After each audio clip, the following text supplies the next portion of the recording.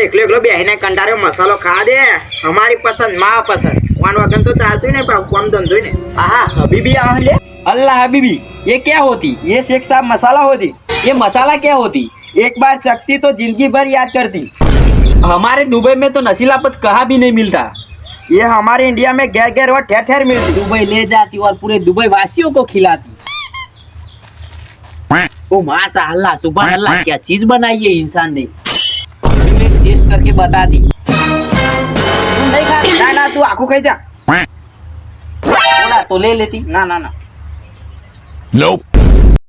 अल्लाह हबीबी ये इतना बढ़िया मस्त चीज होती, तू हमको ठेला भरियालती, मैं दुबई ले जाती और पूरे दुबई वासियों को खिलाती।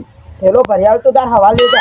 ओ अल्लाह हबीबी मेरा सर क्यों इतना भारी भारी होती, मेरे को थोड़ा थोड़ा चक्कर आती जैसा लगती, मैं थोड़ी देर बैठ जाती। अबे साले एक मसालो खवड़ा એટલે આમ તો ચક્કર ચડી જાય પાકે બેગ ભરી જાય એ શેખ સાહેબ તો ગબડતી